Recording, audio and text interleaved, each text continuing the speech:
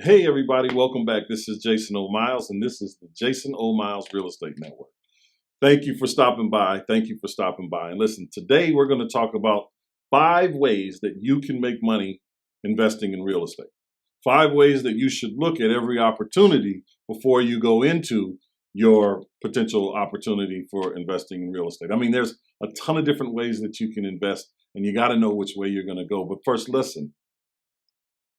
You know that we have this thing going on here where we want to get 1,000 subscribers by March 31st of 2022.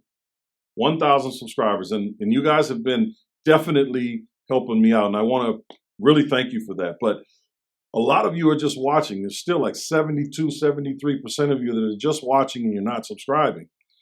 Some of you are liking the video and some of you are not. So if you could just take this opportunity real quick, give me a hand. Go ahead and hit that like button, hit the subscribe button, and ding that bell so that you can be notified when I drop more content, which is a couple times a week, sometimes even more. So again, thank you so very much, and let's get to it. Now, the number one way that you can make money investing in real estate is appreciation. That means how much the property is appreciating in value over time since the time you bought it. Now, we know that real estate has, it's going to fluctuate here and there. And depending on where you are in the market, it's going to go up faster in some areas than it's going to go up in other areas. Depending on where we are in certain economic cycles, the value can dip a little bit. But if you're buying property in the hopes for appreciation or the expectation of appreciation, doesn't really matter as long as your expectation is reasonable, meaning you don't expect it to appreciate to 20, 30% in a year's time. Does that happen sometimes? Yeah, absolutely. It definitely happens in some places, not in every place, but in certain areas of the country, only in specific economic climates. But don't bank on that. I tell you, do not buy property in the expectation that you'll have short-term appreciation, grand short-term appreciation, that is. You will have some appreciation over time. If your intention is to buy this property, hold it for 3, 5, 10 years or even longer, then you're in the right place. Because guess what? We have to deal with inflation. And real estate has a tendency to grow a lot faster than inflation. Stock market is affected by inflation. And you have to be aware of that as well. We live in really, really weird times right now. And depending on how you're investing your money in the stock market, you're probably not getting super great, crazy returns. Then we couple the fact that appreciation right now is at inflation right now is at nearly, 7%. That is crazy, crazy. It's generally at a clip of like 2.8, maybe 3, maybe 3.2%. We were expecting inflation earlier in the year of 3.4 to 3.8%. So 6.8% is an incredibly high number. That means for every $100,000 you have sitting in your account, it's only worth $93,200. That's what that means. And it's only losing value. And there's a number of different factors that come into that, but you need to be aware of that. But the number one reason, not the number one like, all people say this, but if your intention is to buy real estate and hold it for a while, one way that you're going to make money is through appreciation over time.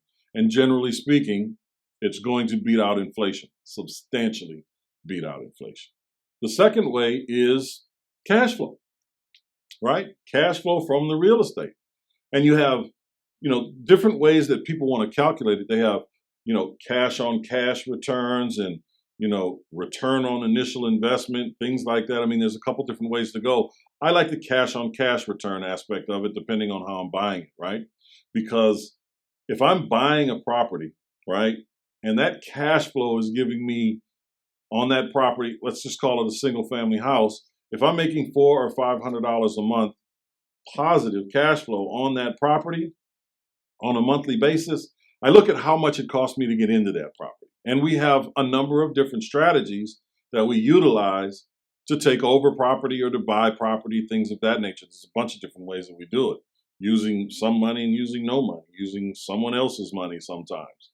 But let's just say, just to keep it simple, that we did some kind of a loan takeover. We did a subject to, we took over this property. It cost us, let's say, $5,000 to do it, but we're getting $500 a month, right? That's $6,000 a year. Now there's a way that you have to calculate that. And by the way, that video link is going to be up here somewhere. It's up here somewhere. I don't know where. It's up here somewhere. But it's how to calculate your rental property. You're going to need to know that, so you know, am I really getting $500 a month, or am I really getting $300 a month? Because if you're not analyzing your rental property in the right way, it can definitely be a problem for you. So we want you to know how to do that first. But understand that in this particular scenario, just using the raw numbers, we're making $6,000 a year positive cash flow, not counting the tax benefits that we're going to get or anything like that. But you have to have a great accountant for you to help you understand that. But just the cash on cash return is like 120%. That's crazy. That's crazy. And those are the kind of things that we like to look at when we're looking at those rental properties, because however much money you're going to be leveraging, or whoever you're partnering with is going to leverage that money, these are the kind of benefits that you want to share with them. Because even if you're splitting that 50-50 with someone else who put the cash up and you find the deal and manage it, I mean, they're getting 60% return, cash on cash return on an annualized basis. Where do you get that at? The number 3 way that you can earn money in real estate is through wholesale fees or commissions. Now, you can be a realtor and make money in all these ways. You can be a real estate investor. You can be a wholesaler who's just out there looking for deals, and you're selling them to other investors for, a small premium, whether it be $3,000, $5,000, $10,000 above the price that you negotiated on it with the actual seller. There's a ton of different ways that you can do it. And if you're an agent that's also the investor, there's opportunities there for you to kind of double dip in those situations. It's definitely important for you to understand what you can do legally in the area that you're working, because you can do some of these in some places and some of them you can't do in others. So it's important for you to understand that you'll always be able to do both of these, but you may not be able to do both of them at the same time in certain areas of the country, if you understand what I'm saying. So there are ways that you can do that if you're an agent, where you can get your commission and get a wholesale fee. So there's a lot of different ways that you make that happen. And if you don't know what that is, check out some of the other videos, the process videos. Here's the link up here where you can see, what wholesale deals are and how you can make money doing them. But that's another way to do it. Another way to make money off of your real estate is supplemental income. And what is that? What is supplemental income? Well, this really works well if you have, multifamily real estate or commercial real estate. I've seen people try to do it with Airbnbs as well. It doesn't really go over so well from my experience, but I've seen it and I've done it with our multifamily. And what does that mean? Well, that means that, like the laundry room, for instance, I don't buy the laundry machines, the washers and dryers, because if I buy them, I have to maintain them. So I work with another company who brings them in, doesn't cost me a penny, and I get a percentage of what that is.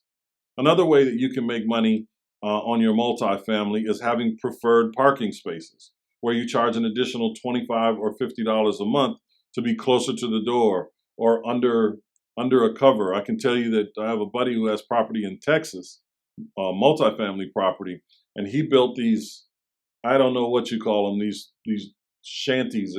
I don't know what you call them, but they're just shelters for your car. It's not a garage. It's just something you drive under, right?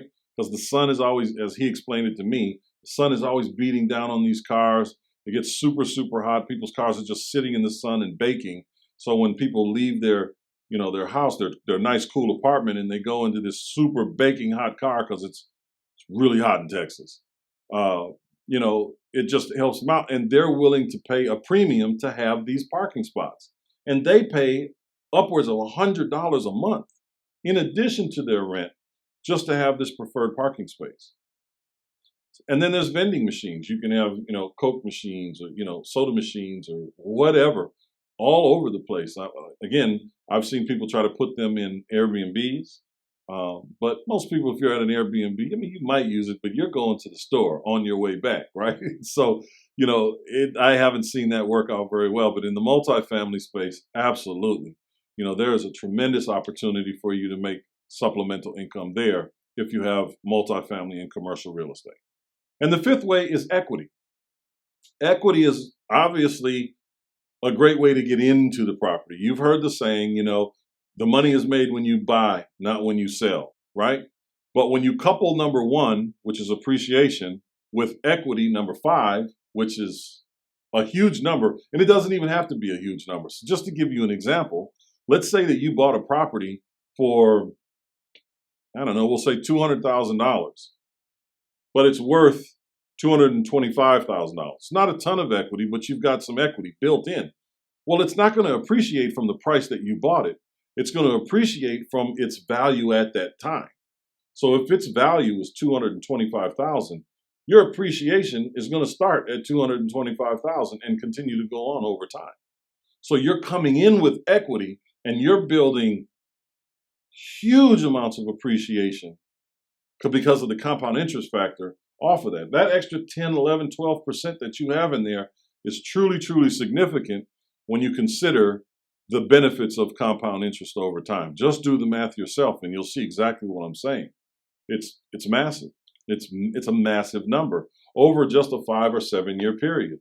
And do that number off of a 5 or a 7% appreciation rate over time. Now, I can tell you that you've got Fannie Mae and Freddie Mac that believe that we'll have appreciations over the next year, even two, but they're just counting, the 2022 of anywhere between 7 and 7.9%. You have people like Zillow that are saying we should have appreciation rates of over 13.5%. And then you have way, way more conservative numbers from like CoreLogic and places like that are at 2 or 2.5% appreciation. That's just because no one knows, what's in front of us. These are all guesstimations, right? No one knows if the quote unquote bubble is going to burst or if we're going to have this market correction. Eventually we will have a market correction, but understand that it's not going to be as bad as people say it is. We're not going to get wiped out. The banks are solvent. They have money. They're not over leveraged like they were before. I don't want you to be afraid of anything like that, but that's a conversation we can have another time. Right now though, the banks are very, very solvent. They've got liquidity. They're not over lending. Yes, values are getting way, way up there and we will have a market correction, but that's the benefit of holding real estate over time. And if you're getting into it with equity, you've got a little bit of a cushion there. So let's say values fell 10%. If your property was worth $225,000, but you only paid $200,000 for it, and the properties, the real estate market corrected itself to the tune of about 10% where you are, that's only $22,500. It's still worth more than you paid for it. It's still worth $2,500 more than you paid for it. So you're still good. And you're going to have that property for some years to come. So that equity is going to save you in a lot of ways. It's going to help you in a lot of ways. When you catch that economic cycle, that upturn, and you can ride that wave, oh man, it's great when you do decide to sell those properties sometime down the line, because you're going to, again, get the benefit of how you bought it, buying it with equity, and the appreciation having grown from its actual value from the day you bought it. So those are the 5 ways that you can make money in real estate. I felt it very, very important to share this with you. That's what it looks like. That's how you're going to take advantage of it. And just do it. And if you want more information, make sure you click the link below. We've got a ton of stuff down there that you can start to get involved. Find out how you can raise private capital. I've got something great going on right now. Just click that link, get involved, and we'll go from there, right? Make sure you subscribe. Help us get to that 1,000. I appreciate you guys. Thank you so much. And watch this next video. You're going to love it. Peace.